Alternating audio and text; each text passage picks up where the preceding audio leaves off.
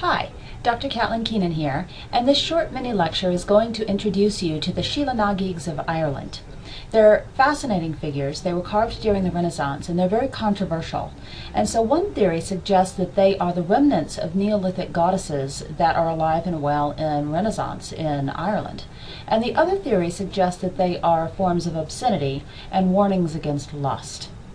So we're going to examine them from these two perspectives moving forward. So here's some facts about the Sheelas. They are female figures that are carved on churches, castles, and public buildings. They're actually usually on churches. A few of them reside on castles, but the vast majority are on religious buildings. And these would have been Irish Catholic churches. Sheelas are found in England, Wales, and Ireland. However, the vast majority of them, over 100, are in Ireland. For the basis of comparison, there are fewer than 50 in England. They were carved between the 12th and the 15th centuries, and there's been a great deal of attention given to the fact that they appear to not have been carved by stone carvers, by people who actually were in the profession of stone carving.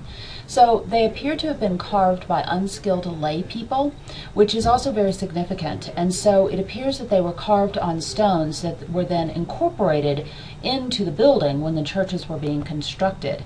And so it doesn't appear that they are official, that they are sanctioned by the architects who designed the churches, but that they were placed there by the laborers who built the churches. They are female figures that display open vulvas. So typically their legs are spread, and often their hands are even pulling apart the vaginal lips to display the opening of the vagina. Gig means vulva in Gaelic, hence Sheela na gigs. The rest of the etymology of the title is a little bit obscure. There are three main theories concerning them. The first one is that they are the remnants of pagan goddesses. Something that's very interesting about Ireland is that even though the Catholic Church did infiltrate into Ireland, a lot of pagan traditions remain, even to this day. And so some people suggest that these Sheelas are the remnants of ancient practices that were passed down orally within families and tribes. And then when churches began to be built sort of, a mass scale in Ireland, that they were incorporated into the church buildings.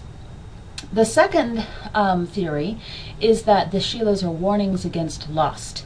They do display these open vulvas, and so some people suggest that they were put on church buildings as a suggestion or a reminder to be chaste. And then finally, there's this idea that they might be protections against evil. And so we're going to actually start with that theory. Many European buildings have a variety of statues that are designed to protect the building against evil or negative influences or what have you. And so gargoyles are an example of that, and of course gargoyles have a tremendously long tradition, and they're often put on churches to sort of protect the building and the people inside the building.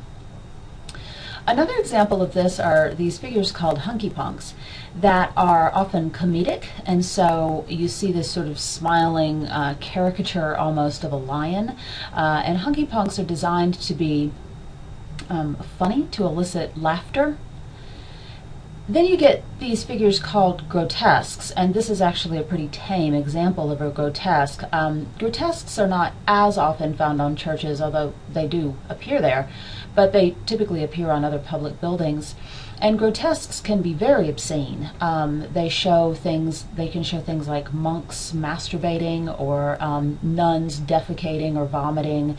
And so often they're thought of as satirical figures where they take people who have a certain social persona and they make fun of that.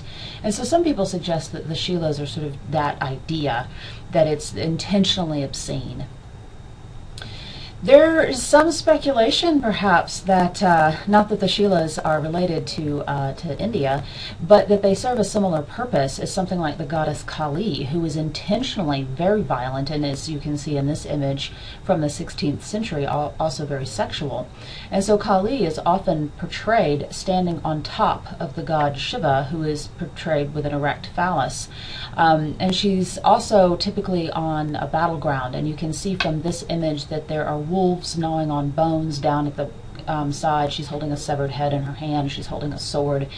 And so she's this goddess of violence and sex. And so if you think of sex as being a metaphor for life, she's technically, and war being a metaphor for death, and then she's technically the goddess of life and death. And so she's very sexual and very erotic and simultaneously very grotesque.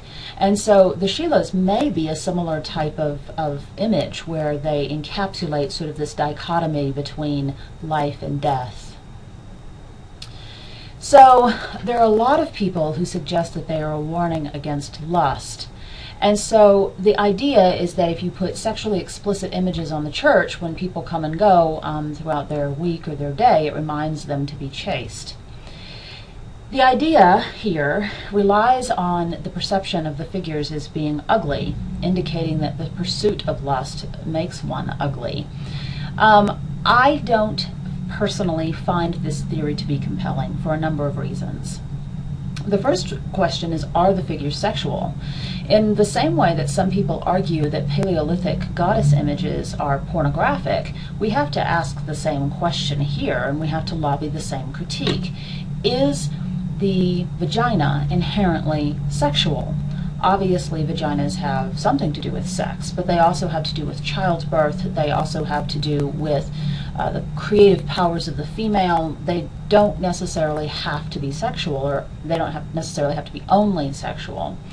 There's a lot of evidence that in the Paleolithic and early Neolithic there was this idea of the womb cave, which becomes the womb tomb, where people are born out of the womb of the goddess, or their mother's womb, literally, but then at death they return to the womb of the mother to be reborn, to gestate and be reborn. And so these Sheelas could very well be that, where they are portrayed as old women who are opening their wombs to receive the dead. And because churches are often surrounded by cemeteries, this idea, this theory that they may actually be representations of the womb tomb makes a lot of sense to me. The other thing is are they ugly? I'm going to show you a few here in a moment, and you can decide.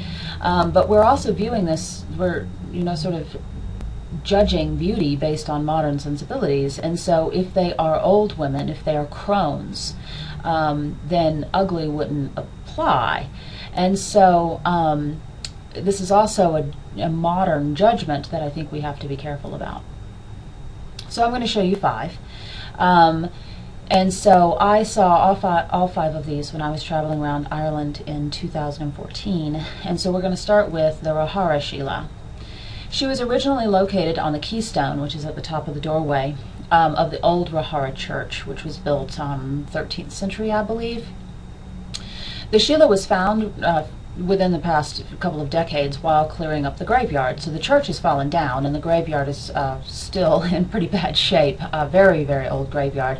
And so some people came out to clean it up, and they found the Rahara Sheela. The keystone had fallen out of the doorway and was buried in the ground. The Sheela now resides in the Roscommon Museum, which is a short distance, a few kilometers from Rahara. And here she is.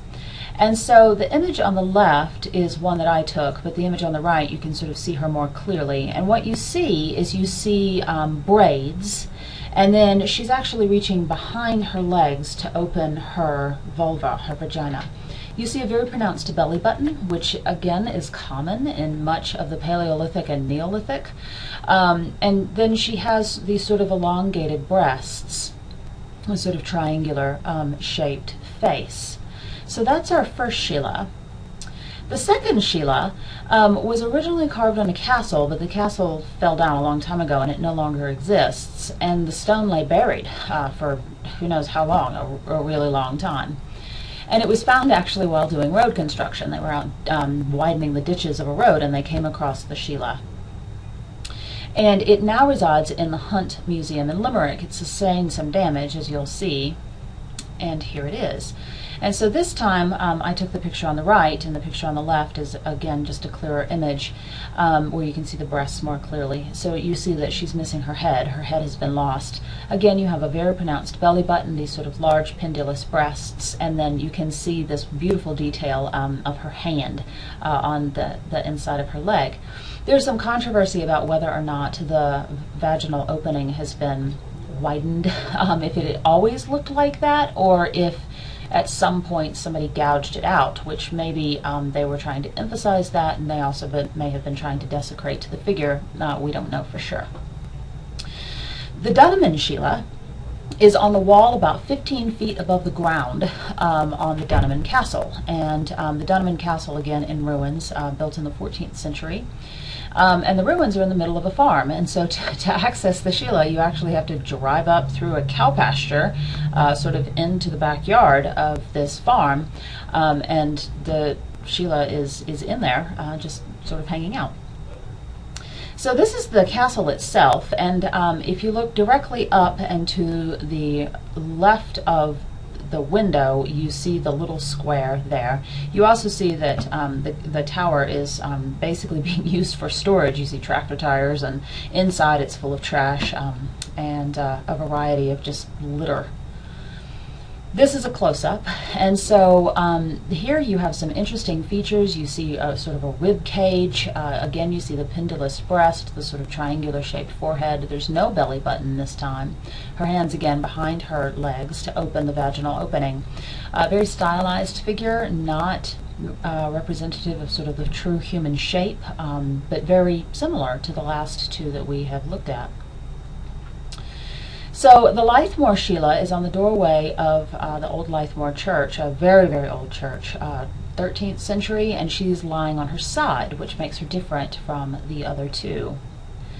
So this is the image that I took, and it's a little bit difficult to see her, but what I want you to see is I want you to see the head right here, here are the eyes, here's the nose, and then here's her body going down here with this sort of serpentine figure down at the side. I'm going to show you a better image. So this image has better lighting, and you can see her more clearly. And so again, you see these pendulous breasts here. Her legs are just sort of open, and her hands come in front of her legs, and then here is the vaginal opening. But again, you see the sort of the triangular shaped face. You see the eyes. A fascinating, fascinating figure. And so then finally, the last Sheela that we'll look at was found by a farmer who actually kept it in his home for about 20 years, just in his house. It was found in a river, and we actually don't know where it came from because there are no churches or castles nearby, and so it apparently tumbled down the river for a while until he found it. We do not know its original location. It is currently located in the Edenderry Library.